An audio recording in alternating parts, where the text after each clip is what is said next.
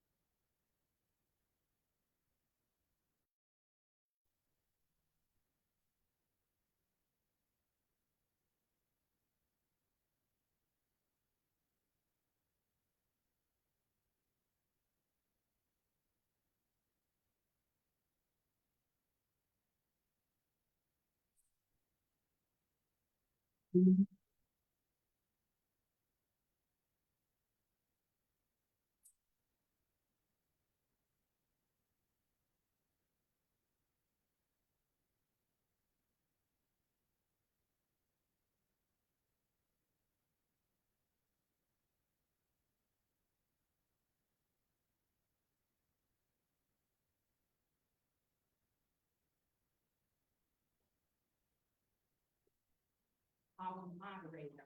Our moderator is Sherry Ann P. Bucklefield. Well, actually, Dr. Sherry Ann P.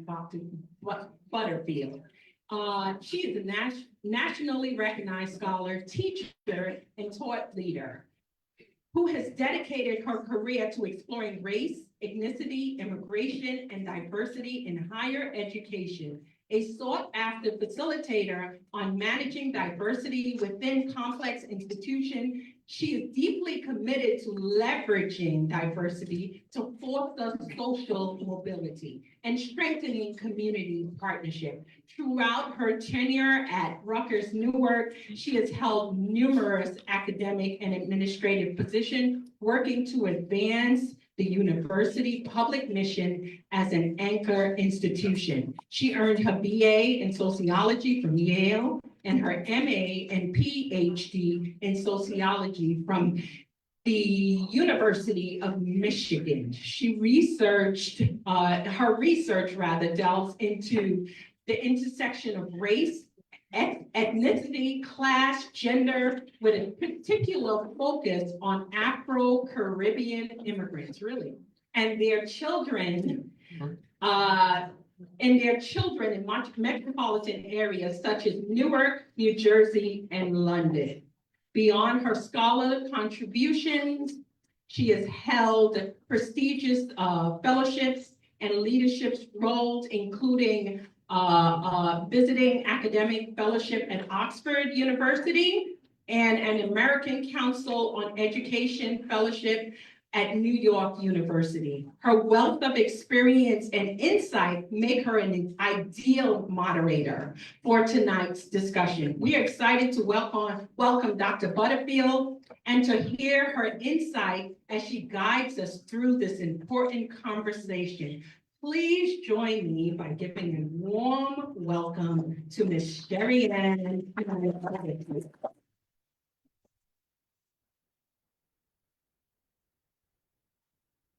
Thank you, Hazel. I'm not reading that all that again. So good evening, everyone. I'm sorry, I'm Newark. Good evening. You know where you are. You know what to do. Don't do that. So it is my joy and honor and pleasure to be here with you today as moderator. And so I won't be sharing much because the star power, I mean, we're lucky this room is not on fire. Okay. And so just really want to reiterate the title of this panel is The History and Future of Black Political Influence in Newark and Beyond. And we've always needed to do more, but we've never needed to do more than we need to do right now. And so I also want to thank my heartfelt gratitude to the Ironbound Community Corporation for even organizing this group and continuing to recognize the importance of celebrating not just Black history, but the Black people of all ethnicities and races. So thank you, ICC, always. And so tonight we gather not only to reflect on the historical milestones that have shaped Black political influence, but also discuss the challenges and opportunities that lie ahead. I'm going to say opportunities again. I think some of us are a little too bogged down in the challenge and forget that it's still lots of opportunities. And we have to stay hopeful. We have young people to raise. Okay. So this esteemed panel of leaders who dedicated their lives and almost their entire lives to advancing equity, justice, political movements, and empowerment. Each of them brings a wealth of knowledge, experience, and passion to this discussion. And it's my pleasure to introduce to you our distinguished speakers.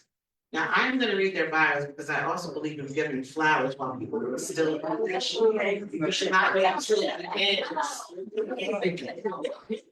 Oh, yes, it'll be fine. Try to do. So we're starting with James G., who's dedicated his life to public service with a focus on strengthening democratic participation and engaging disenfranchised.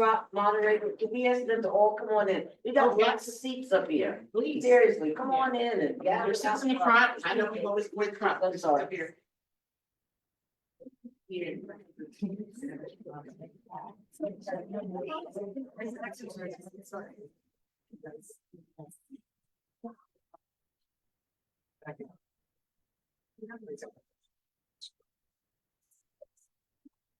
So James has dedicated public service with a focus on strengthening democratic participation and engaging disenfranchised voters. He holds an MA in Public Administration from the University of Pennsylvania and a JD from Seton Hall University. His career has taken him from grassroots voter registration drives to serving as Deputy Chief of Staff for Governor James McGreevey. He's played a key role in numerous state, local, and federal political campaigns, including those of Congressman Ronnie Watson Coleman, Senator Cory Booker, and Governor Phil Murphy. His strategic acumen was pivotal in Watson Coleman's historic election of the first Black woman from New Jersey to serve in Congress. So thank you.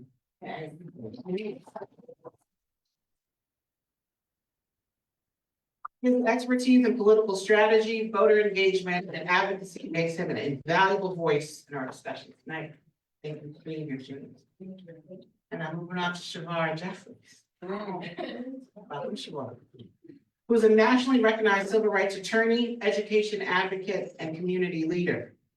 A Newark native, Shavar has dedicated his career to advancing equity and opportunity for marginalized communities. His leadership spans from serving as president of Education Reform Now to his current role as CEO of the KIPP Foundation. As a former president of the Newark School Board, he implemented systemic changes that led to historic gains in student achievement. Again, thank you. Thank you.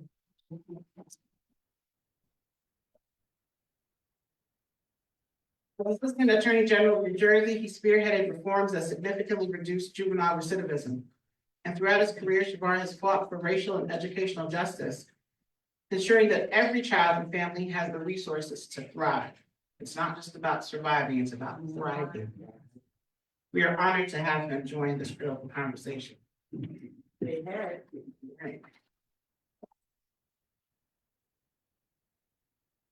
Going to my friend on the end is Janine LaRue, who's a trailblazing leader in government affairs, public policy, and advocacy. When I first came to Newark in 2001, everybody's like, make sure you talk to Janine, you're not doing anything. Right? She old. That is because you're brilliant. With over 4 decades of experience, she's been a driving force in shaping New Jersey's political and social landscape. As a founder of the LaRue Group and a senior vice president at the Zeta Group, she's advised leaders on critical issues impacting communities of color, women, and working families. Her career includes influential roles in healthcare, education, and government, including serving as deputy chief of staff to Governor Corzine. Janine's advocacy has paved the way for groundbreaking initiatives such as the statewide Women's Summit, which later became the Governor's Conference for Women. Thank you.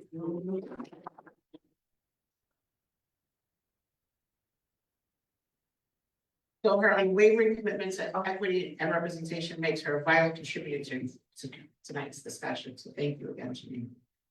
And last but certainly not least, is my man, Richard Roper. A respected leader in public policy, philanthropy, and economic development. His career has been dedicated to advancing social justice and creating opportunities for historically underserved communities. He's been doing this since at least college. Beginning as a legislative aide to Kenneth Gibson, Newark's first African-American mayor, he later served in President Carter's administration and held leadership roles at Princeton University and the Port Authority of New York and New Jersey. Richard has also been a founding trustee of Newark Public Radio and a leader in shaping economic and urban development policies. His insights into public policy, racial justice, and economic empowerment are invaluable as we discuss the future of Black political influence. Thank you, Richard. Thank you.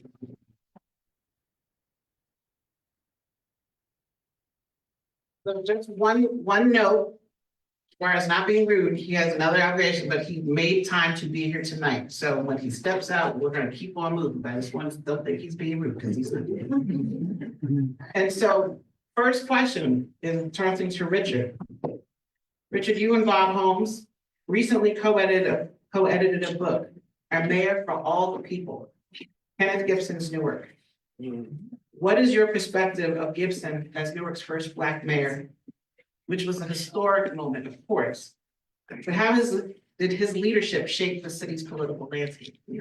Okay, thank you. First, ICC for inviting me to participate in this evening's discussion, and I think it's very important that all of you will come.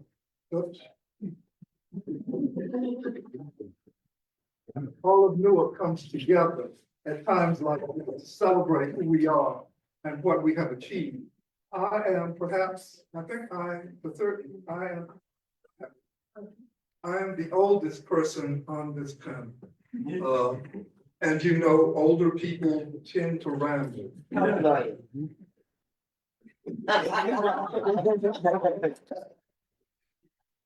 I got you. You got it. And to avoid rambling tonight, I've jotted down a few notes so that I can keep my comments focused and fit the time frame that I've been given. Let me begin by providing a bit of history about Ken Gibson, a context, his background. He came to Newark in 1940 as an 8-year-old kid with his parents. They came from Alabama. He was educated in the Newark Public Schools. He attended what was then New Jersey College of Engineering, which is now NJIT. He received a bachelor's degree in engineering.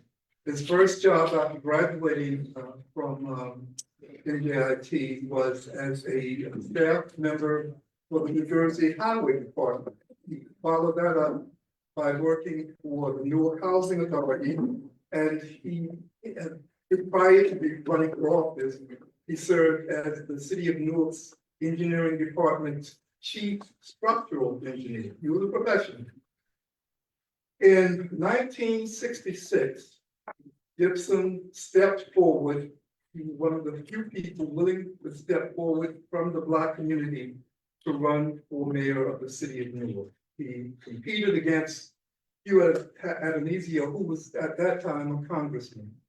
Adonisio was successful, Ken was defeated. But 4 years later, the Black and Puerto Rican Convention elected Ken to be its candidate running against incumbent Adonisio for the mayoralty of Newark. He was successful this time. He, after a runoff, he assumed office as Newark's 39th mayor and its first African-American mayor. Once in office, everybody that we interviewed during the course of the development of the book that was referred to, and to which George Hampton was a major participant in structuring.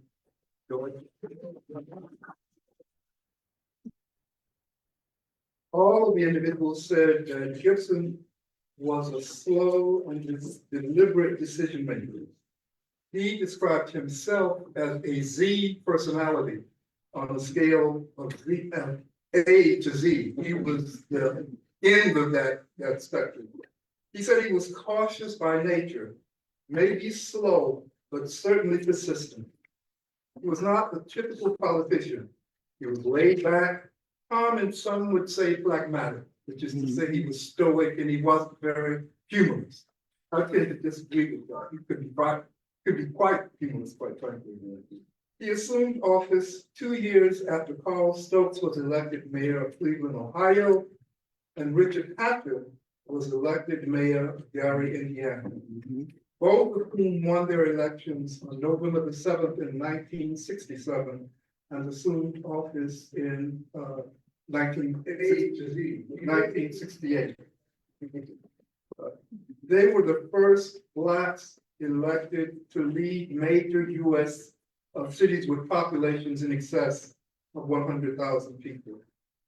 Like them, Gibson sought to present himself as a results-oriented leader focused on social uplift. The Bluetooth is disconnected. Sorry. He like Stokes and Hatcher, was focused on results-oriented activities, dealing with issues of social uplift, housing, and economic development, and racial justice. But unlike Stokes and Hatcher, Gibson made clear from the outset that he considered himself a mayor for all the people. He said he sought to address the concerns of his Black constituents, but that their concerns were no more important to him than were those of his other constituents. This perspective was not well received by the Black community, given its role in electing him to office.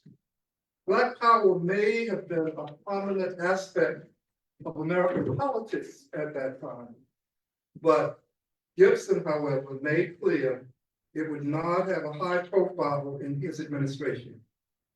Mayor Ross Baraka's father, Mary Baraka, and other Black activists were appalled. Gibson stuck to this leadership philosophy throughout his 16 years in office. He was elected 4 times to the office of mayor, and he maintained that he was the mayor of all people, much to the disappointment of some of the Black leadership in the city. As to Gibson's contribution to Newark's political landscape, I would suggest that not much of what he did in programs and policy, but maybe in terms of what he did with people. will be viewed as his major contribution to the political infrastructure of the city. Gibson attracted an array of young talent and gave them prominent roles in his administration. Many of those individuals have made major contributions to Newark and New Jersey's government and political infrastructure.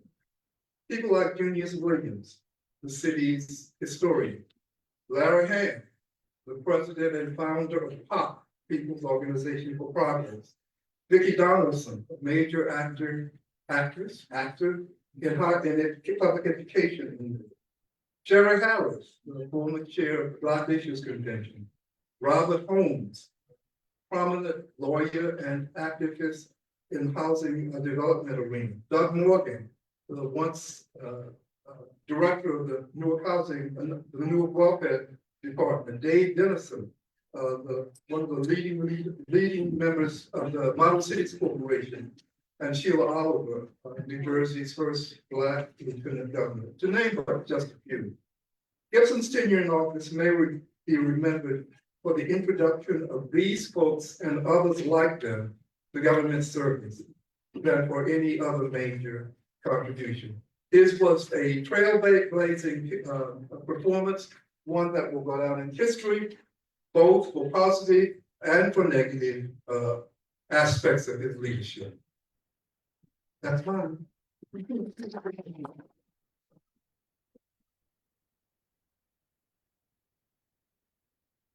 So question is for anyone who chooses to answer it. Dr. Martin Luther King Jr. and Malcolm X visited Newark on multiple occasions, and they addressed issues around community empowerment, racial discrimination in housing, education, and employment, just to name a few. Are there Black leaders today who are able to effectively galvanize community around critical issues in a similar way in Newark, locally, and or beyond? Anyone? I want to take a quick crack at that, and I'm sure there are others up here who will want to say something about it. And when I say this, I beg of you, give me grace.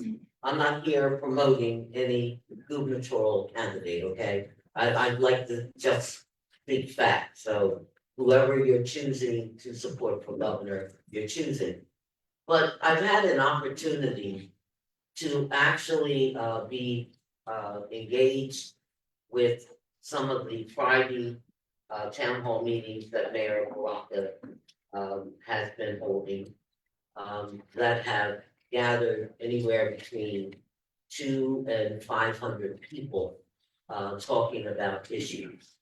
I've also had an opportunity, and by trade, I've been a lobbyist for almost 50 years. So I've just been engaging with, I mean, I'll tell my age. If I live to be June 30th, I'll be 75. And I'm like really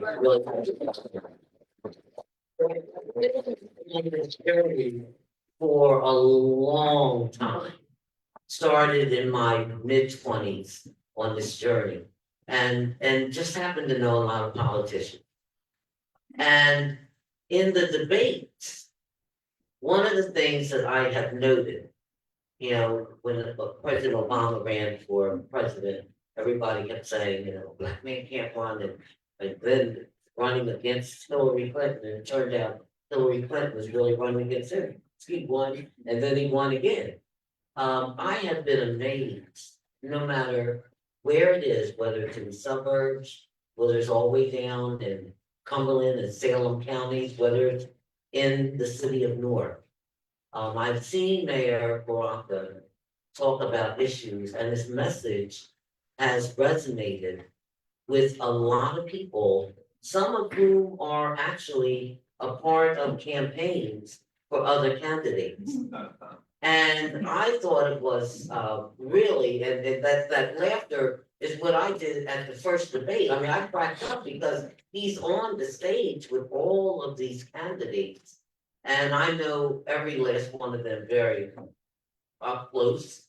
And I knew in the audience, all the folks were sitting together, who their candidates were. And when the debate was over, other people's cheering squads were in line, waiting to have a conversation with Mayor Baraka. And the reason being is that the message resonated of what people are feeling in this moment. And so if we were to look at the top 10 folks who are speaking to issues and speaking, really truth to power right now, I would put him in the top 10 in this state. And maybe even in the country, because he doesn't care where he is. He's gonna talk about truth the way he sees it, and it just happens to resonate with a lot of people.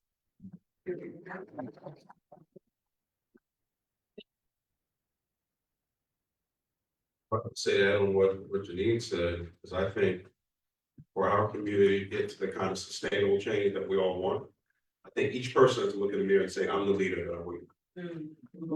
So I think sometime in our community, we're waiting for, and we have, as Janine talked about, we definitely have a certain number of very charismatic, very accomplished leaders.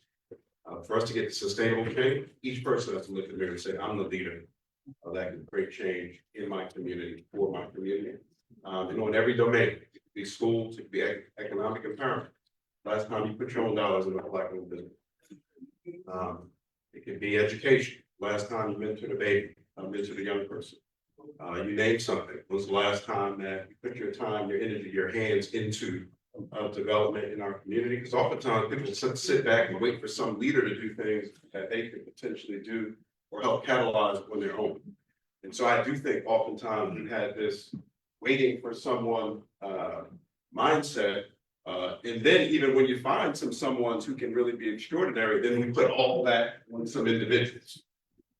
And outside of people's religious perspective in terms of what certain people can do, unless the second coming is coming, I don't think there's gonna be any group of individuals who on their own are gonna bring the transformation that we're really looking for, but collectively we can do many things. So I would encourage us to, each and every one of us in here, and even beyond just the Black community, any human being who cares about making this world a better place, we ought to figure out ways to do things where we are, and frankly work with other like-minded people so that we can sustain the type of changes that we're looking for.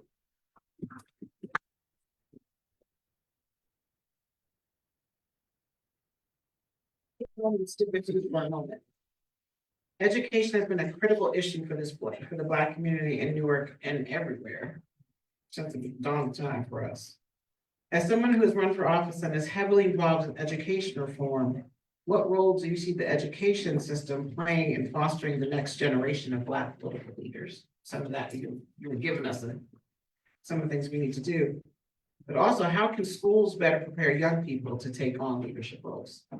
It's at the heart of it. When you think about, because the question is rooted in Black people, you think about the creation of Blackness, right? That was created, that didn't exist prior to the 16th century, when some white people created it so that they could deem us to be less than human, so that they could treat us in a certain type of way. And what's very powerful for me is when you think about the pre-slavery era, most of the states in the South made it illegal to teach Black people to read. And a great example of that is in Virginia, when Nat Turner, he led the slave rebellion we all know about. Right after he was caught and murdered, and those who worked with him were murdered, the state of Virginia passed a law making it illegal to teach Black people to read, precisely because Nat Turner learned how to read. And once you can read, what happened? You begin to raise some critical questions. You begin to challenge the things that you were told about who you were and what was possible for you. And so education is at the heart of it, right? I mean, even when the state of North Carolina passed their law making it illegal to teach Black people to read, the state of North Carolina said that literacy tends to promote, quote, dissatisfaction in the minds of these Black people. They're going to be dissatisfied with this condition of bondage and captivity. And so education is at the heart of it. And the reality is, in our city, education has been abysmal for many generations. And we don't oftentimes like just being honest about it. It's been very poor, it's been abysmal. We can look now, we have maybe 20-25% of Black, probably less than that. I mean, the whole city is about 20-25%. We look at Black kids, probably 10-15%. I don't hear a whole lot of noise in this city around that. We have our school board race, what do we get? I mean, 2,000, maybe 3,000 people turn out with about 130, 140,000 registered voters. But we'll get fired up when the orange man has things to say, as we should. Right, then we'll wait for whatever charismatic person to come bring change, but you know, and so in any event, we probably have a larger percentage of Black children who can't read now than we did in the Jim Crow era. If you look at the thing, what are we doing about it? Right, and so, you know, there's no question, education, you know, literacy and liberation, our kids can't read, so they can't reach liberation, let alone have the critical consciousness to raise questions about what's going on around them, let alone, less than that, can they just access economic opportunity and security for themselves? And so these are challenges that we face as a city and as a community. And these are things we have to figure, we have to organize around, we have to engage in the public policy conversation. We have to craft solutions if we want to see the change that we seek. And so there is no liberation for our people without educational opportunity. We've seen that in the city of Newark for a long period of time. We see that in other communities. And we have to come up with an agenda that we're gonna hold ourselves accountable to pursue, and to hold, you know, obviously our school system accountable. We want to see the types of changes that we're looking for.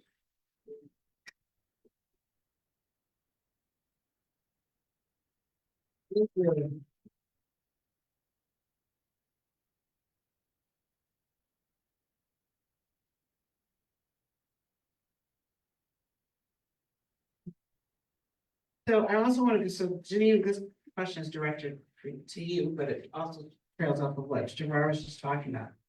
One of the many reasons around literacy is also, we don't actually force our young people to read the way we used to. Social media has kicked in where I don't have to read it, I can watch it. And so thinking about things like social media, how do you think this is impacting Black leaders' influence and effectiveness, right? It's impacting the kinds of information that we want to get, and we can call it misinformation, disinformation, or just straight lies if you want to. But what do we do, and how do we really think about Black political leadership in the face of us not being as educated or as literate as we have been? Well, you know, and I'll take the mic for a second because I see some folks in the back kind of sweating. You know, even though I'm an old lady, I am obsessed with social media. If any of you is my Facebook friend, in fact, I had a woman, I came into the library here tonight, and I had a woman, she might even be in the room right now. She said, "Oh my goodness, I get to meet you in person. I feel like I've known you for years," because I love social media. We have an opportunity. How many of you have a cell phone right now? You have a cell phone? Hold it up. People are all upset because Star Ledger's not going to be print, Tritonia's not going to be print, you know, what? This is our new voice. Think about what happened with the execution of George Floyd. That young person stood there with her cell phone and just kept recording. And you know, those types of executions with police have happened time and time again. And you see it in the newspaper or it's buried somewhere on the internet in words. But think about that optic of how that changed the conversation of diversity, equity, and inclusion. A lot of stuff came out of that moment of what happened with George Floyd. A lot of things that you see that are being rolled back right now really goes right back to what happened during the pandemic of what happened with George Floyd. Target and all that, those programs, they made a lot of commitments of what they were going to do based upon that moment. I don't know if many of you remember the young kid down in Atlantic County, the wrestler, who stood on that mat. And here he was in a championship game. And they said, "You can't wrestle unless you do something with that hair." And he had spent years growing his locks. And he went back and forth, and finally they said, if you want to wrestle, we have to cut your hair. And in front of the whole country, this young boy stood on that mat, stoic, as they cut off all of his locks. Now he came back on the mat and he beat snot out of the kid he was wrestling with. But out of that, I was the lobbyist hire. And we talk about how social media can impact us. And I tell you these stories because there is the good and the bad of anything. You know, food is good for you. You eat too much of it, it's not good for you. There's always how you use it. But Sandra Cunningham, the former Senator Sandra Cunningham, and we're looking at doing a documentary on her because she spent so much time dealing with social justice issues. And her exit out of politics just didn't sit well with some of us. You know, when you get ill, but you've given over 20 years, somebody should say something about what you do. Doug came to Senator Cunningham and said, we want to do something called the Crown Act, to make it illegal to judge people based upon their ethnic hairstyle. Will you be the sponsor of that bill? She said, I'll be the sponsor if it goes to a lobbyist named Janine Frisbee LaRue. And I was the point lobbyist on that bill, the Crown Act. And I did ask Governor Murphy to hold up signing it, because I wanted it signed on the anniversary date of when that kid stood on that mat and they cut his hair. And that's the date. Only took 1 year to get us through the process. There are so many things we can do with our cell phone. This sister here, she's been recording us. I'm hoping that we will see some of this again. This is what we do, and it goes back to what Shapar says. Nobody's come to save us. So what we've got to do is start looking at creative tools of how we can best use them. And part of it is our social media. I'm glad that TikTok is back. I'm not glad about how it happened, because I'm used to Congress passes bills, President signs them, Supreme Court says what's going to be, and then that's it, whatever Supreme Court says. So Trump says, well, I'll negotiate even after all that happened. But a lot of good things do happen, I believe, with social media.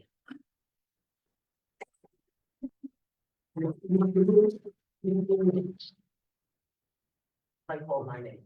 I know I'm just the entertainment, but I'm engaged. Never just entertainment. You talk about social media. My concern and pushback is the lack of guardrails in social media. There is not enough accountability for truth and fact. It can be very dangerous. I know you guys have seen the Water Boy, the movie The Water Boy. And his mother would tell him that football was the devil, this was the devil. Now, to me, social media is the devil. There is some good in it, but there's a lot of misinformation that's out there. So you have to be extremely careful as to what you allow yourself to engage with. I just wanted to say, I'm a big reader, and I think that, and I'm a Luddite in this way, I think that you learn something for yourself when you by yourself reading words on the page. So my daughter and I are having this debate right now because she wants to listen to people read the book to you. But I think that there's something that happens in your brain when you read it for yourself and you interpret it yourself. And it's important for you to know your own story, because you will get angry and tired about how bad things are. I keep laughing at my friends talking about how bad it is. Is it that bad? I mean, we are descendants of Ida B. Wells, who said when white people burned her house or killed somebody, they killed a friend that she liked, they lynched him because they said he was with a white woman. And in 1901, Ida B. Wells said, you white people keep killing black men for being with white women. But the white women I know, when they like a black man, it's like a fever. She said that in 1901.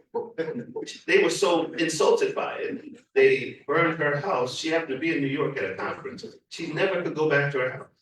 She lived in New York the rest of her life. She never could go back to Nashville. So is it really that bad for you? Because you're mad about seeing it? Hey, look, we've been here before.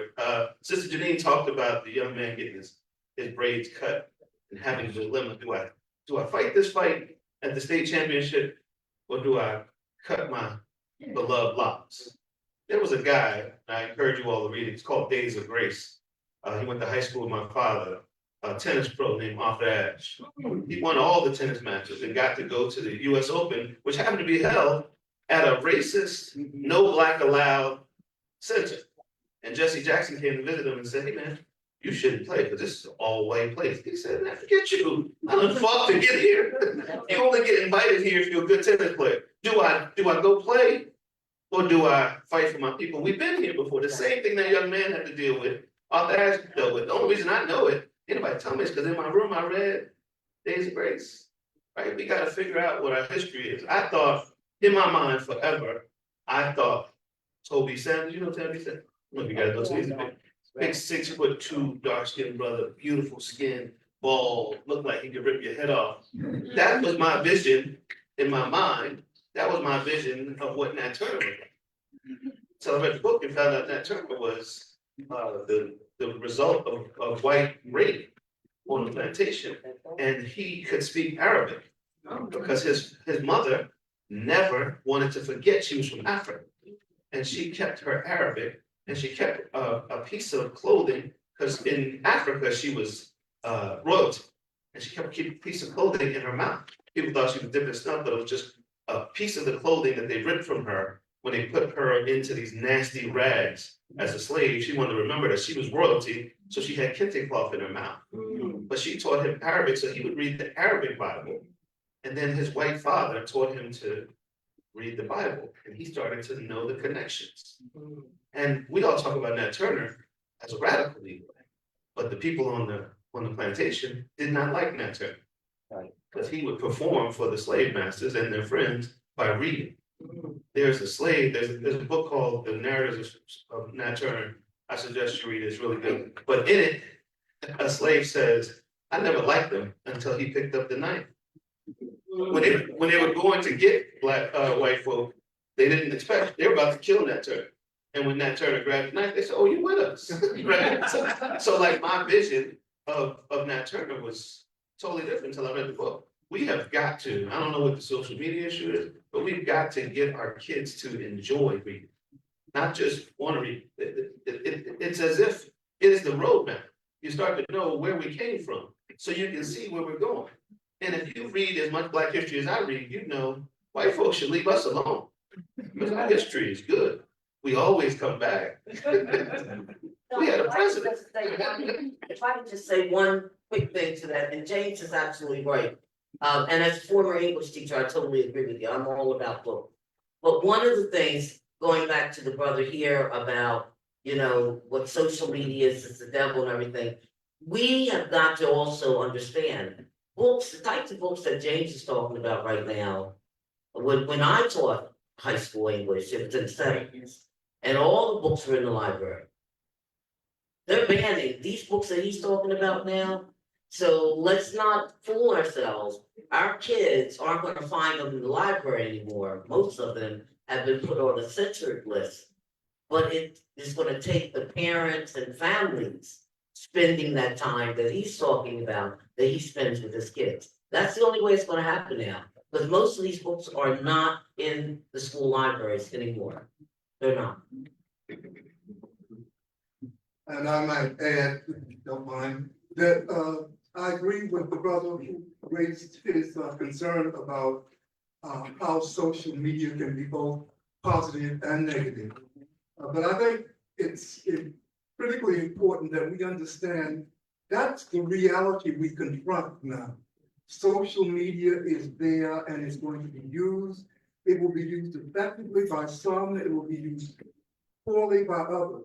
We need to develop the capacity to determine what good social media use is and educate our kids and ourselves, quite frankly, in terms of how it should be used.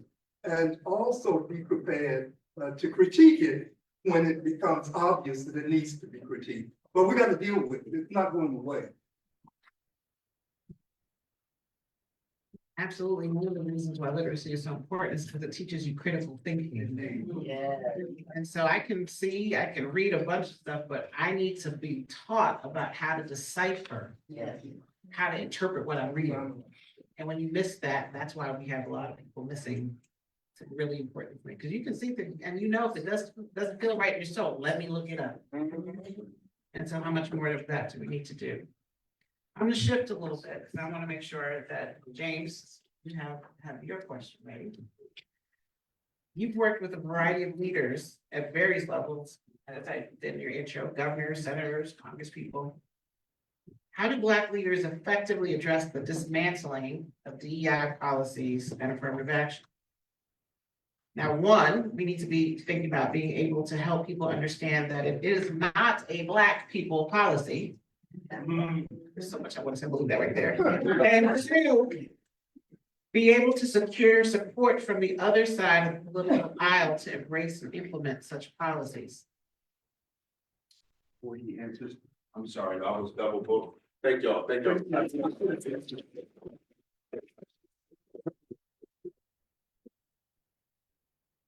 So to answer that, first of all, someone applauded me for getting Bonnie Watson Coleman elected. That's like somebody getting a championship ring to Michael Jordan. But my foray into politics was from a guy named John Watson, who happened to be Bonnie's father. And when I was 12 years old, Bonnie's father used to come to church every Sunday. My parents forced me to usher every Sunday. And so I would talk to him when he would come to church, and he started talking to me about issues. Eventually, I became an intern in his office the summer between my 6th and 7th grade year. I just was talking to Brother Roper about this. And the key thing that I didn't realize that he did, that we need to do, that is essential to my life and my profession, is he told me what side we were on. He didn't allow me to choose what side we were on. He said, unions are racist. But a Black man does better in a union than without a union, so we support unions. That was it. Wasn't no debate about it. We just support unions. He said that justice should not be monetized. So we don't support anything that forces people to pay money in order to get justice. So if you gotta pay for your ankle bracelet in order to get out of jail, we don't believe in it. If you gotta go to a private prison, we don't believe in it. So we don't believe in monetized justice. He gave me like a list of things that we don't do. And that's just sort of how I lived my life. Then I got to Congress and met all these highly trained Ivy League, great resume Black people who were doing foolishness. They were doing the exact opposite of stuff that helped not just Black people, but regular people, poor people. I was clear when I went to Congress or when I worked in the State House that we were sent out here to be superheroes to fight for people who were preoccupied with their own survival and can't fight for themselves. But there are some people who just out here trying to have fun. And a guy came to me one day and said, I was chief of staff to Bonnie, and he came in my office and he said, well, I got this bill from the Chamber of Commerce, and this right here, this will help the job creators. I said, man, you got the wrong language. That ain't our team. We're not here to help the job creators. We're here to help the people that are trying to get a job. And so I had to create what I call the bloodstained banner. Bonnie Watson called the bloodstained banner of the list of stuff that we do, that we believe in. It basically was the stuff her father gave me when I was in the 6th grade of what we believe in, because I don't have time to talk to you about why we don't support stuff that helps give tax break to people who make $400,000. So before you come to me, go look at this sheet of paper. And if it hurts single mothers, if it hurts people coming home from jail, if it monetizes justice, if it eliminates a person's ability to unionize and organize, we ain't for it. Don't even talk to me about it. And so I think that is important. The reason why I phase this, answer this question this way is because I think that who cares about DEI? If at the core of your being, the reason why you exist, then I had the good fortune of going to this beautiful small college in Atlanta called Morehouse College. And I had a meeting with a guy named Maynard Jackson once. And he said, if you're in Black politics, your job is to create Black millionaires. And then he left. That was his whole speech to my class. That was it. If you're centered on who you're fighting for, things become easy. You know foolishness when it walks through the door. You know when somebody's trying to trick your community when it walks through the door. You know who's on your side and not on your side. You don't need DEI I'm fighting for poor white folk too. Because every time we get help, they get help. So I think that it's important for you to know who you're fighting for. DEI is what they took away and created. But the reason why I exist is to create opportunities for Black people. That's why I'm in business. That's why I'm in politics. So I don't care what you call it. Y'all always gonna fight something. Let 'em fight. But if I'm there, I'm fighting for these people.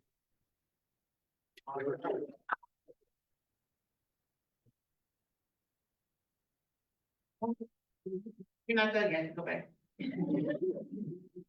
How do we get both political sides in conversation about how to implement, to maybe not the policy of DEI, but to get to the point where they too care about all lives and Black lives?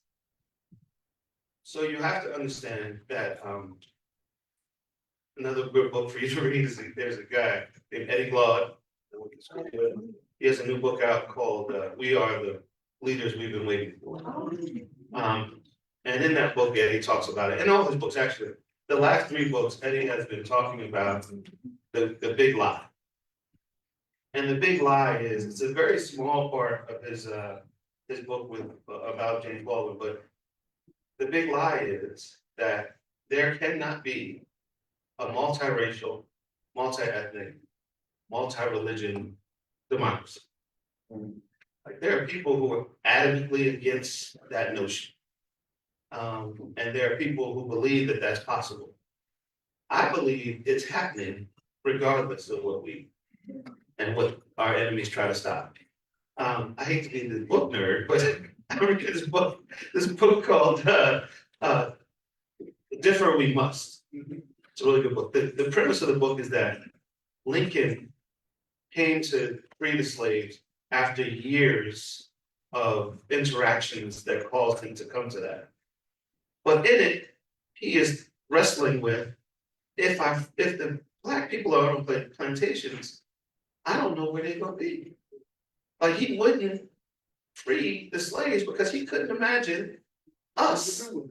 No, us. What's happening right now? He couldn't imagine that Black people and white people would go to stores together. That Black people and white people would go to school together. That Black people and white people would be friends and live next door to each other. He couldn't imagine. I think it's important for us to know that. Like we are an unimaginable experiment and outcome. Like this crazy white man could not think of this. The fact that there are people in this room sitting at the same table, so much so that he started to plan how to get Black people moved back to Africa. Like, so I think that like, when you know that it's that severe, that he couldn't get his mind around, then you start to know what some of these people have in their mind when they're doing these attacks on DEI. It is not an attack on Black people. It's not an attack on women. It's an attack on our way of life. And we are conceptually different than Elon Musk. And by the way, if you had a 400-year head start and you're mad about what I get, in my neighborhood, we call you a punk. But there's a difference between what we believe and what they believe. And we shouldn't pay attention to their attack on DEI. We should pay attention to their attack on what we are, and what we want to be, not just Black people, but as Americans.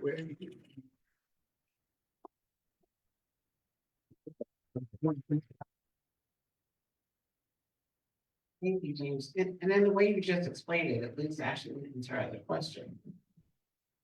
How can Black leaders help everyday residents clearly understand the ramifications of what's occurring now at the federal level and how it impacts them personally? It could be things like dismantling birthright citizenship and other issues. Project 2025, people keep talking about. How do we get folks to understand the ramifications of such policies? And how does this, and locally, how does this impact Newark? Well, obviously, we want political leaders to step forward and help us come to grips with the reality that we now face. A reality that is it's so negative that it's hard to internalize, quite frankly. But I don't think it's solely our political leaders' responsibility to do this. They clearly ought to be a part of the process. But I think that people like Ryan Haygood and the University Institute for Social Justice as providing the kind of leadership that speaks to the concerns that we know we must address. And it's his ability and his organization's ability to articulate those concerns in ways that the average New Jerseyan can fully understand what the threats are.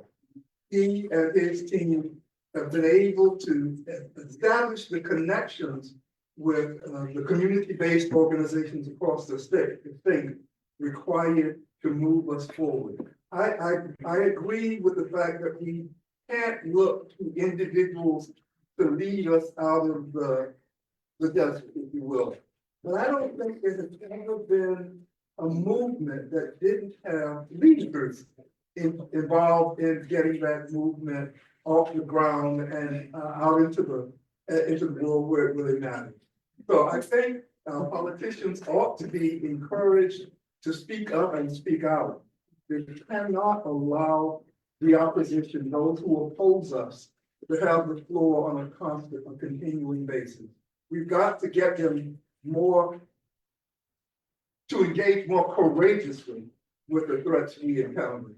But I think we look to others like the Haygoods and the Celia Kings, who's leading an organization that focuses on trying to get intergenerational engagement on the part of people in places like Newark. Janine, or your names on that one? Yeah, I agree with both what James and Richard have said. And I go back to my original comment. Nobody's gonna come to save any of us. First of all, I wanna just go back to the DEI issue because people are being distracted every day by the craziness that this guy is doing. And what we don't understand is, this is a game. He's distracting us. What I'm concerned about, more so than the executive orders that he's putting out there, I'm more concerned about what the heck is he really doing? Because what we're seeing isn't really what's going on. And that concerns me. So I'm now a partner in a firm and we have a lot of clients where some of our work has to do with DEI. And folks are getting like really nervous. Oh my goodness, what do we do now? DEI is dead. Well, this has been going on now for the last 40 years. If you follow affirmative action, equal opportunity, minority set aside programs, I mean, every like 15 years, they come up with something else. I always question DEI, a word when you move the letters around spells die. I mean, I never really could understand why that was such a good thing. And I think that it's fascinating when people talk about the death of DEI. Think about it. Nobody wants to say diversity, equity, and inclusion. When you say those three words, and that's what we're against, it doesn't even make sense. It doesn't even make sense. So I am not as disheartened with having some of the things that are going on in our country today. I view them as huge opportunities. And I think that what we as a people, when I say as a people, I don't mean Black people. We've got to start seeing each other as humans. We're all in the same boat. People may not realize that we're all in the same boat. If you're not a billionaire, we're all in the same boat. And I think what we've got to understand more so than anything at all, elections have consequences.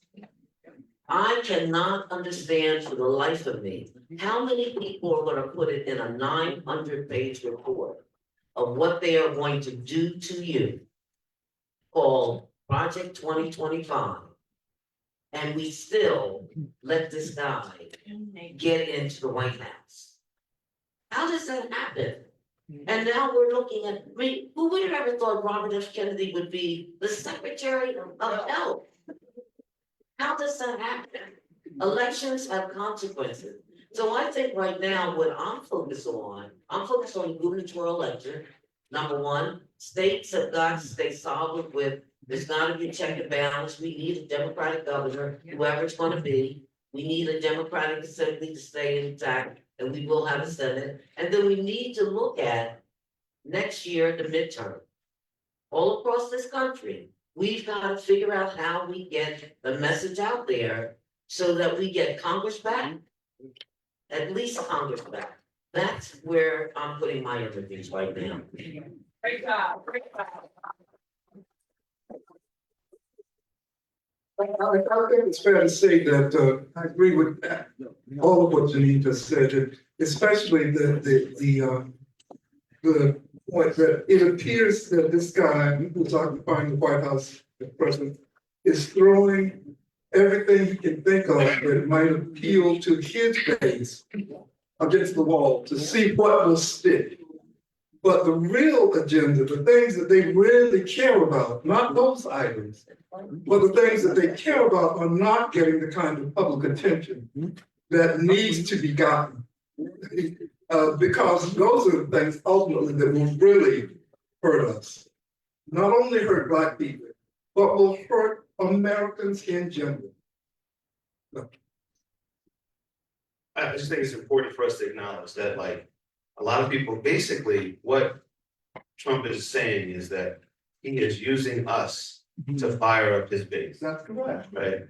And what that really says, and so some of our white friends are saying, well, don't say DEI.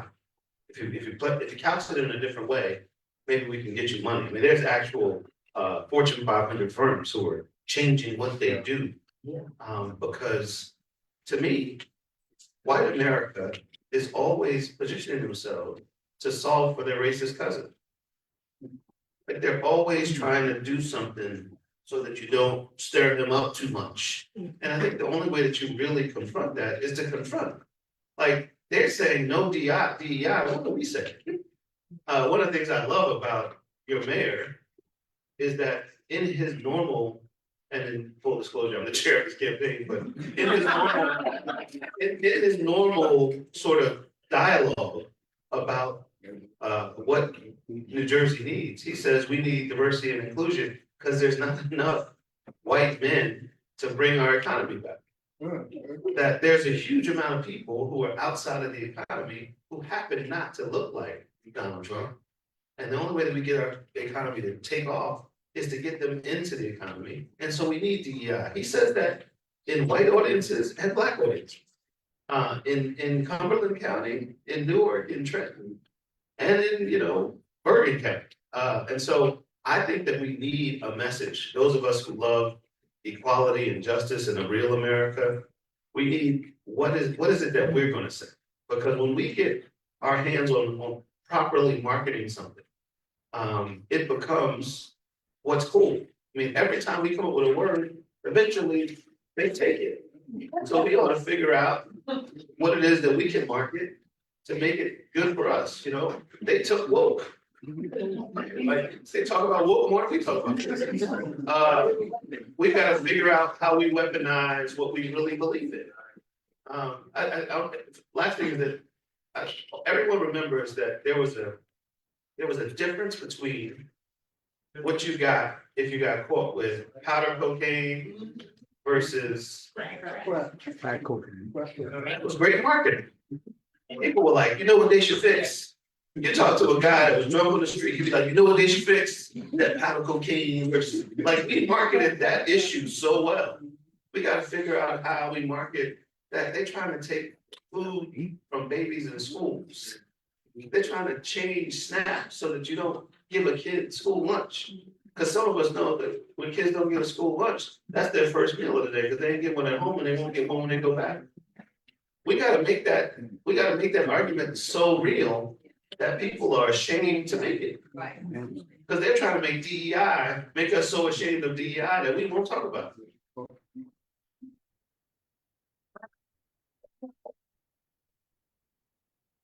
We have limited time, but I have 2 questions. I want to make sure that we get all, somebody do them back to back in any order. Really. You've all made mention of the gubernatorial race that's coming. midterms are coming. How do we get people to vote? There are lots of people who are registered. We always say, oh, register to vote. We actually need you to vote after that happens. So how do we get our communities to vote? People always talk about young people, but the adults aren't doing it. So let me just give you some information that may help you. I eat, sleep, and drink this stuff. This is what I do, right? So in where we're sitting, love the county executive, but the county executive in this county gets elected with about 90,000 votes. You can get 90,000 votes just in Newark. Right.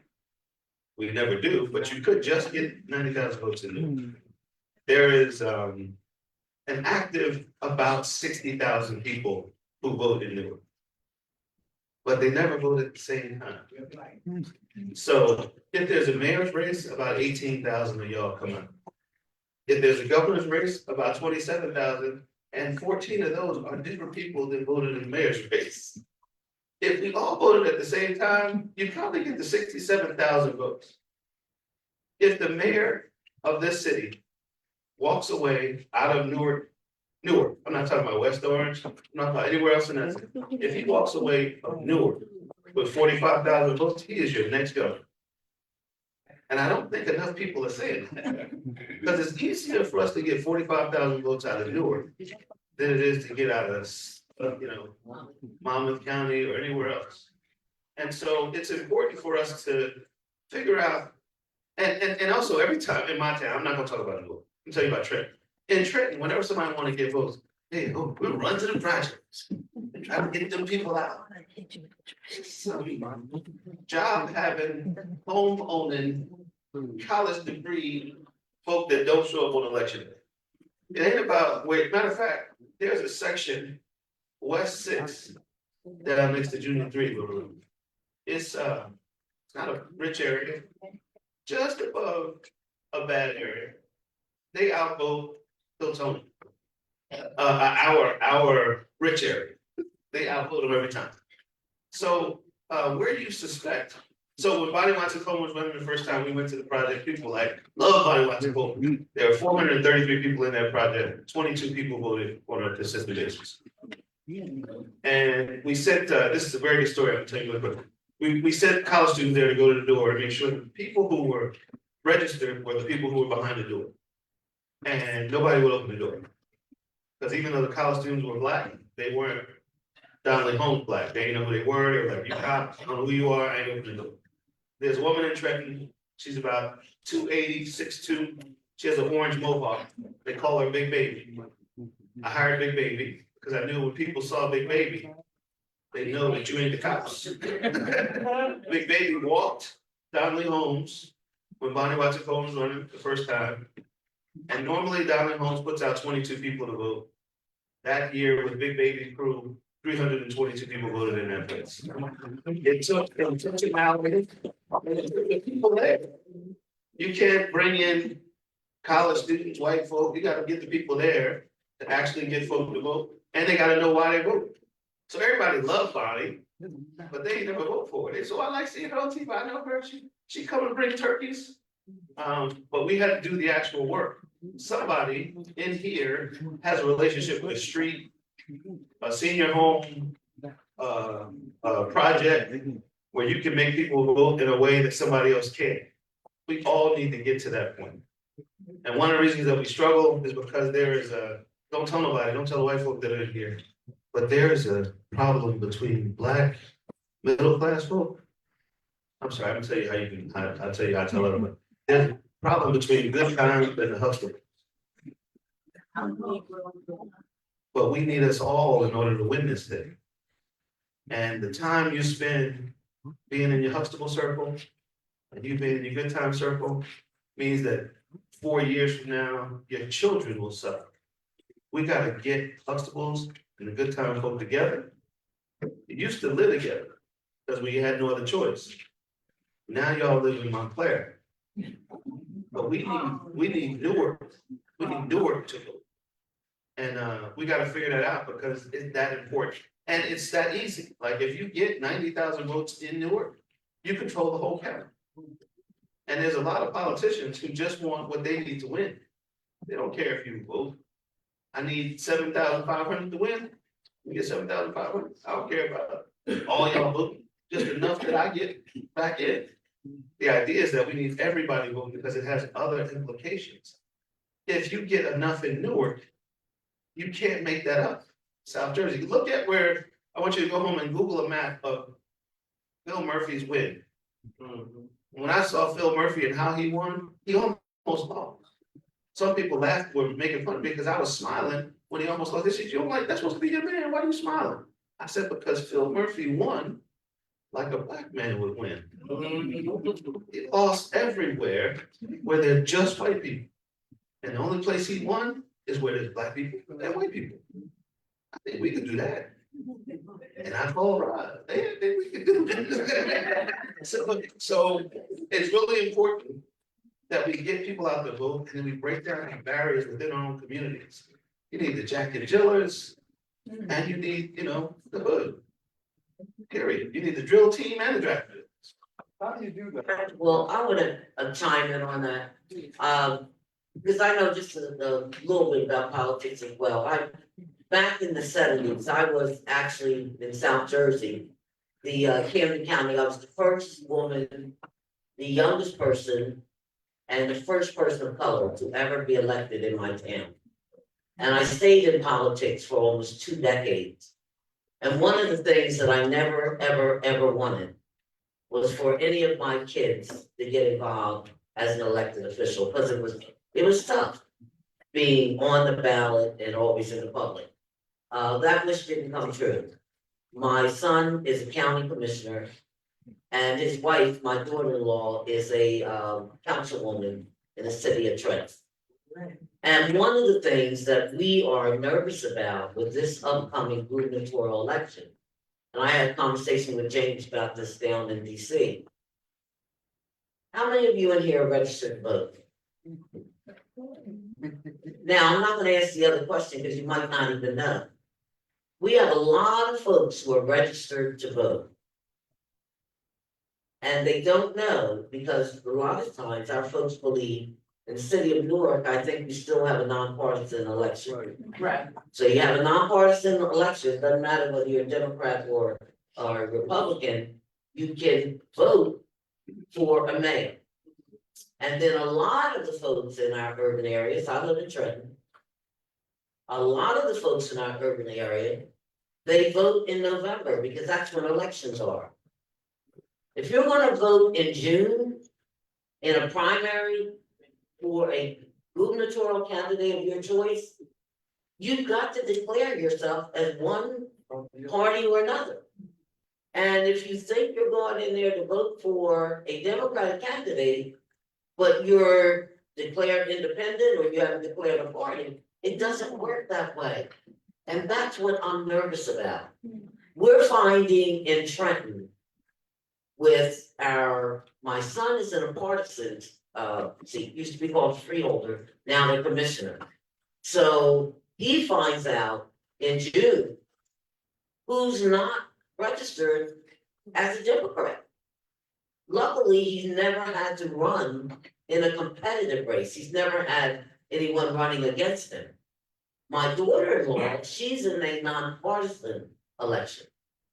And so the people who vote for her don't have to be declared one party or another.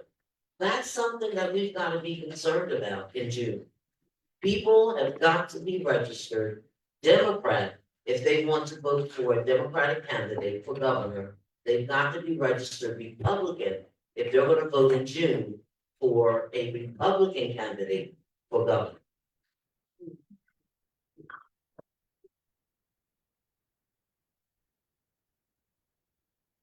I'd like to ask James G. how he thinks this divide between the Huxtables and good times can be the gap can be bridged. Because I think this has been an issue, an evolving issue over the last 50 years in the Black community, where we have promoted the idea of get a higher education, you get a better income, you're able to provide for your children in ways that you were not able to do in years past. But in the process of doing that, a lot of people were left out of the movement, the upward mobility movement. How do you bring those two categories of blacks back together like they were when segregation was in place? Yeah, that's a challenge, it's not easy, but the first is to acknowledge that it exists. I think that people don't acknowledge that that's the case, and people don't acknowledge that a lot of your power as a upwardly mobile black person is related to the people who are struggling to survive. Our numbers are such that we can't be ignored in this state. But our numbers are not college educated numbers. Our numbers are the majority of regular working people. And if folks are honest with themselves, the majority of our families are working class people who are struggling to survive and trying to make sure that they can give from the first of this to the first of the next year. And I think that we made a mistake by having by not connecting to our families, whether they're actual families or families that you created, extended. And I think that the Black church for a long time dampened that, didn't make you see the differences, because my parents were factory workers. But when they had a dinner party, it was lawyers at the dinner party, it was judges at the dinner party, they were at the same church. Now, since we don't go to church, we don't mix. I was at a dinner party last week and it was nobody there without a mask. There's Black people, like that's crazy. It's crazy if y'all ain't sitting around talking about how to help somebody in the private, right? Like, I think it's a values thing. It's not enough for us to talk about rap music and who's gonna be the next rapper. We gotta figure out how we use the talent in our community to uplift everybody. I think the other thing that, and it's not just talking about, but it's talking to. When the polls started coming out last year, and they were saying that it looked as though a larger number of Black men were going to be going for Trump. Everybody kept saying that's a lie. I don't know where people everyone, it was this conspiracy theory that the white man was putting out some false narrative that it wasn't true. So I was talking to my pastor about it, because I'm like really into my church. My pastor, Charles Boyer, he is a social justice minister, and I love him. So I said to him, Pastor, I think it's true. He said, why would you say that?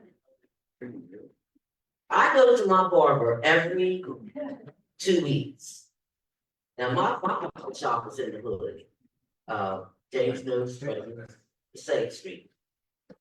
And one thing that you know, if someone is saying things that you don't really agree with, if they're a doctor and they control the nights we will have surgery to keep your mouth shut, and if they're in your head and you wear a gray mohawk, you can't afford too many mistakes from your barber to keep your mouth shut. So I'm sitting in the chair, and there are 6 chairs in my barbershop. And the barber in the chair next to where I always sit, I heard him say, man, this is actually gonna be something else. So my ears perk right up. You know, when I walk in, everybody calls me Mom LaRue. So, and they know I'm involved in politics, but not all of the clients who come in know. So this is a client. He's like, you know, that Donald Trump, he is a straight talker. So I'm thinking, well, I know my barber ain't going for Donald Trump. So I looked over and I said, brother, do you hear what he's saying though? Yeah, I hear what he's saying. So then the barber's like, well, you know, Mom LaRue, you know, this is gonna be a hard thing. I don't know about Aaron, blah, blah, blah. I said, well, you're not thinking about voting for Trump, are you? Well, so now the guy is sitting across from him, great, he's the other barber. And I'm looking at him, so I look at my barber, Rudy. I said, Rudy. He said, I said, look. I said, all right, go ahead, cut my hair. I just sat back in my chair and I said, I gotta go. So now after the election, I went back into the barber shop and I said, well, how y'all feel now? Well, wasn't that bad? I said, no, you didn't.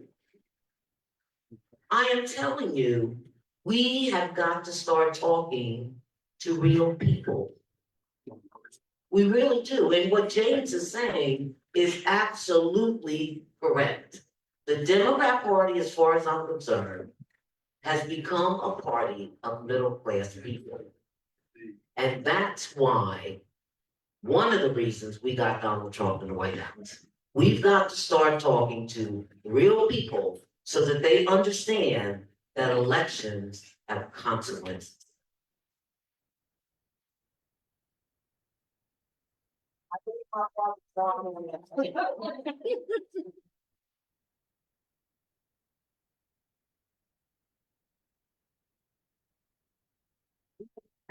Another question, but a couple of you look like you're hopping for to ask your own, so I'm deferring to you. I saw the hands.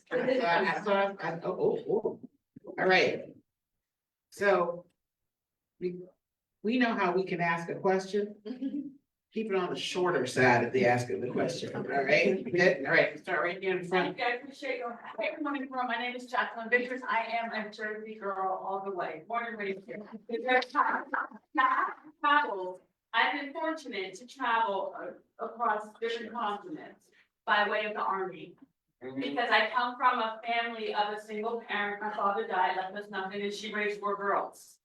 Out of 4 girls, I am the only one with 3 graduate degrees, the only one that has assets, the only one that has seen a piece of the world. Okay, so I come back here to New Jersey deliberately. And my mission was, that's home, my community. My community rejected it. So when you talk about taking good times and Huxtables and blending them together, you have to dig in deep and say, okay, this environment, because Bronfenbrenner's theory, ecological systems, oh, it's very real. It's always systems. Say again? It's always systems. Yes, the system shapes how we behave, how we move, how we think, how we strategize. I just knew coming out of high school, I was in college now. I was told, you go back to college, you're going to no one's college. But I stand there, 56 with 3 graduate degrees. The last one was from USC, very proud of that. Yes. Okay, so when I come back and I speak, you talk like this, you think like this, girl, ain't nobody doing. It's the environment, the message of the leaders in the environment. What are they talking about? And then I go back to my peers who retired like I did. And they're better off financially than I am. They're in a millionaire status. And they said, Jackie, you have to understand, a lot of times when we do make it out of poor working class, and we make it to middle, upper middle, and so we don't get far enough up the ladder where we could turn around like the Curtis Jacksons and the Shaquille O'Neals. They could come back and do something. Where people like me who just make it to the middle class, they got at our ankles trying to pull us back down. My own siblings were they want to see me lose my place, everything. So I counter or I push back on that analogy that you used to say the good times and the middle class. I think, no, we need to go back to the leaders. And who are they? The school teachers, the political leaders, the parents. Those are the leaders, and you all hold some of those roles in this room.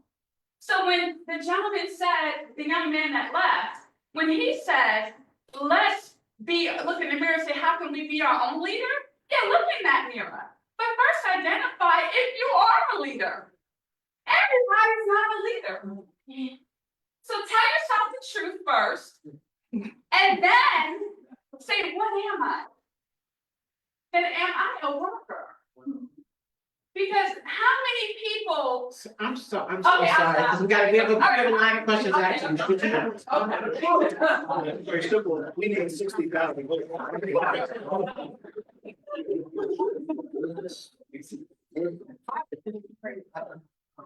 I was just saying that we just need 60,000 people to vote. Yeah. It ain't enough middle class, master's degree, Mercedes driving black people, we need 60,000 people.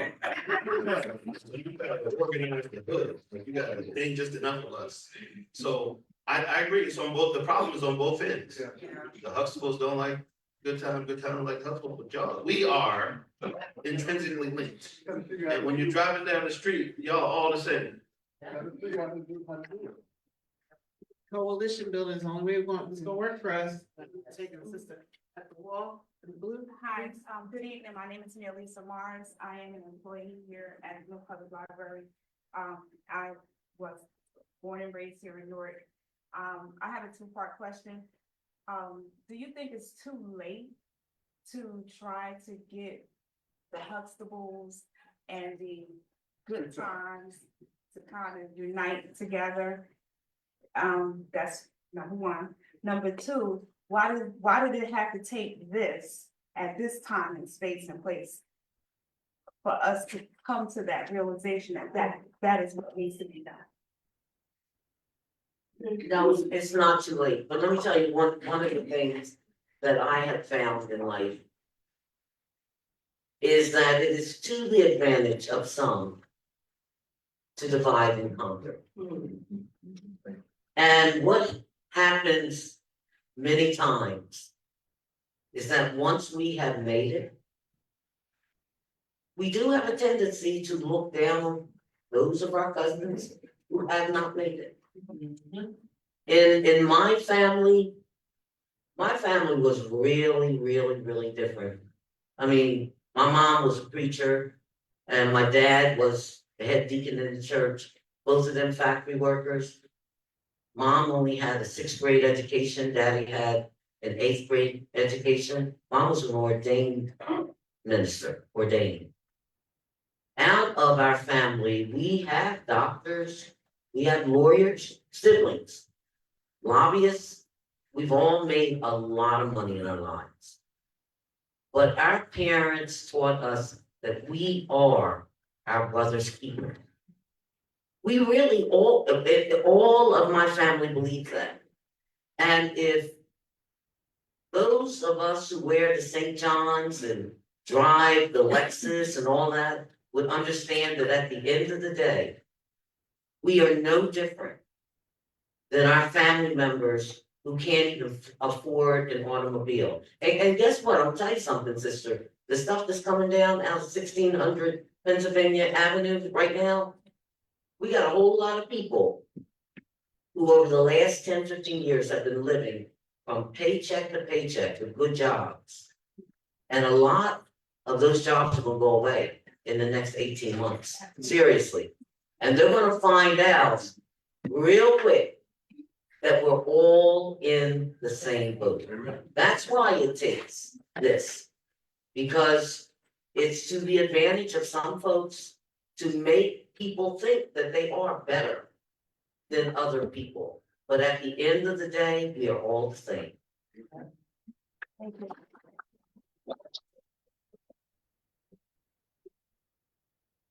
We got one last question. Sir, in the, yes. Yeah, this is, I just want to say that that's the biggest, trying to put possible situation. And this is a situation we got, but I just want to stay right quick that we're individuals based on what we see and what we hear. More so, much more so than how our parents raised us. You understand what I'm saying? It's a hard thing to concept, but it's true. We're based on what we see, hear, feel, whatever. And the environment around us. And also the fact that we, what makes us different individuals is the fact of a lot of people, a lot of men and women have an alpha mind and a beta mind. And it's like this, and when everybody will look at the same issue and have totally different points of view, which is another factor of why we can't come together. So it has to be a way to level all of that and be aware and start to take control of our truth and reality. Because you just said the next 18 months, it's going to be real. You will have people walking down the turnpike trying to get these seatbelts off. You understand what I'm saying? This is just gonna get serious here. But, you know, so for so many years, at least since 1980, probably the 70s as well, but at least since 1980s. You know, based on what we hear, what we see, and all the action and all the drug situation of the 80s and industrial prison system created today, and how we view a mother and a father of a child is the most important thing. But a mother and a father really does not have, all they have is the aptitude to survive, to teach their children the way they survive. And that's totally different from a mother and father and a child from the 1950s and 40s. So in this day, with all of this stuff going on, we had a Facebook situation, everybody's opinion is right. Now, how the hell do we fix that? You understand what I'm saying? Because, you know, much politics is a beautiful thing, all these organizations is a beautiful thing. But it's going, you know, you got 3 kids on welfare and you lose, you know, your rent pops up to $800 a month and you lose this and that, whatever. And it happens all across the board in every black city. People go off, man. You know, your points are well taken. Your points are well taken. You make a very good case. And then I just would remind folks that we've been here or in worse places before. Yeah, we really have. But So it beat like a handbill. Still back, stronger. You lose this, you lose everything. Please feel free to come up and talk more. Couple you off. So sorry about that. I want to be mindful of time, we're already over. I do want to thank our panelists again for being here.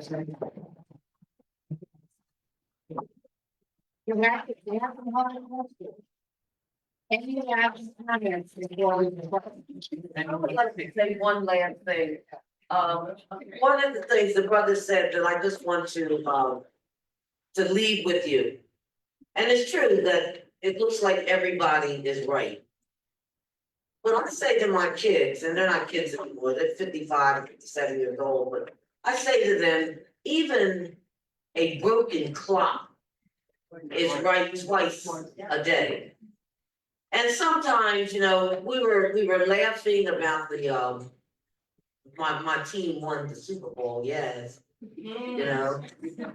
But it seems as though even after the big win of the Super Bowl, the big thing that's talked about is the halftime performance. And I have never seen such craziness over whether it was a great performance or the worst performance, what the meaning was, Serena Williams. And I'm like, I actually see both sides of a lot of issues. I don't think that there are black and white answers anymore. And I do believe that that is part of what has gotten us to where we are today, because we are so stuck on that it's either this or it's either that. And I just think until we find a way to understand that there's a little bit of good in all sides, we're just gonna have a hard time figuring it out. Can I just say one more thing about here? Check this out. You got literally 10 seconds. All right.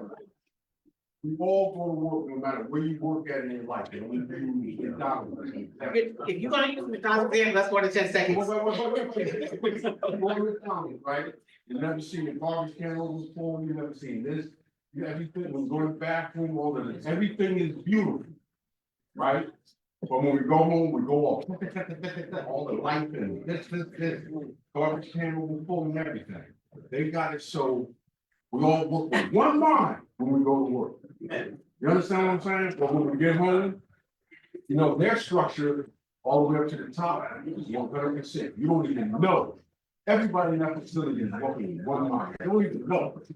You know, until today. Again, thank you to our illustrious panel. Thank you all for.